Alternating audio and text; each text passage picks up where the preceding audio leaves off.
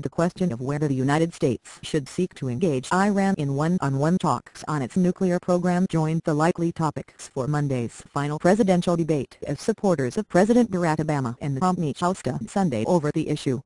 The prospect of such talks was raised in an article published over the weekend by the New York Times that said Iran and the U.S. had agreed in principle to direct talks after the presidential election.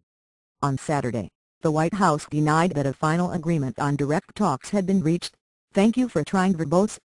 This recording will go away once the product has been purchased," while saying that it remained open to such contacts. On Sunday, the Iranian Foreign Ministry dismissed the report. But if the report proved to be true, said a supporter of Romney, the Republican candidate, Iran's motives should be seriously questioned. "I hope we don't take the bait," Senator Lindsey Graham, RS.C. said on Fox News Sunday. "I think this is a ploy by the Iranians to buy time for their nuclear program and divide the international coalition," he said. A supporter of Obama, Senator Richard J. Durbin, D-Bill, said "Thank you for trying verbose. This recording will go away once the product has been purchased."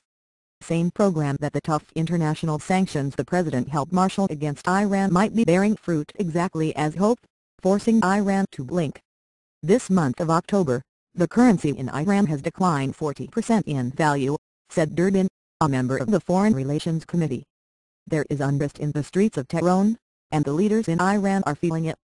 That's exactly what we wanted the sanctions program to do." The Times, citing unnamed senior Obama administration officials, reported over the weekend that after secret exchanges, U.S. and Iranian officials had "thank you for trying verbose. This recording will go away once the product has been purchased." Agreed in principle to hold one-on-one negotiations between the nations, which have not had official diplomatic relations since the 1979 Islamic Revolution in Iran. Iran's Foreign Minister, Charlie Salehi, denied Sunday that any direct talks had been scheduled. "We do not have anything such as talks with the United States," he told the semi-official Fars news agency. Salehi predicted that there would be a new round of talks in November with the 5 permanent members of the UN Security Council, including the U.S. and Germany, but said that there is no "thank you for trying verbose. This recording will go away once the product has been purchased." Fixed date yet? Several rounds of such talks have failed to produce a breakthrough. The U.S. and its partners say Iran's nuclear program is aimed at producing a weapon, but Iran insists the program is for peaceful purposes. Weighing in on the topic from Israel, Prime Minister Benjamin Netanyahu said Sunday that although he did not know whether the U.S. and Iran had discussed the possibility of direct negotiations, very sharp sanctions and credible military option were the best means to halt Iran's nuclear program.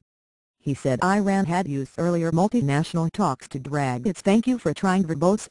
This recording will go away once the product has been purchased." Feet and to gain time to advance its weapons program. In the past, Iran's President, Mahmoud Ahmadinejad, and members of his inner circle have floated the idea of re-establishing some diplomatic contacts with the U.S. But while Ahmadinejad is the public face of the Iranian government, Iran's supreme leader, Ayatollah Ali Khamenei, is the only Iranian leader with the authority to approve direct negotiations with the United States. According to an Obama administration official, an understanding on direct talks was reached with senior Iranian officials to report to Khamenei. "Thank you for trying verbose. This recording will go away once the product has been purchased." But Iranian analysts suggested that if there had been any behind-the-scenes negotiations, Khamenei would have publicly hinted of a change in his stance. Instead, he has done nothing but strongly denounce all ideas of any compromise in the nuclear case, said Abbas Abdi, the former politician critical of Ahmadinejad. "That stance leaves little space for diplomatic maneuvering," Abdi said, adding that negotiations with the U.S. could only weaken the Ayatollah's position.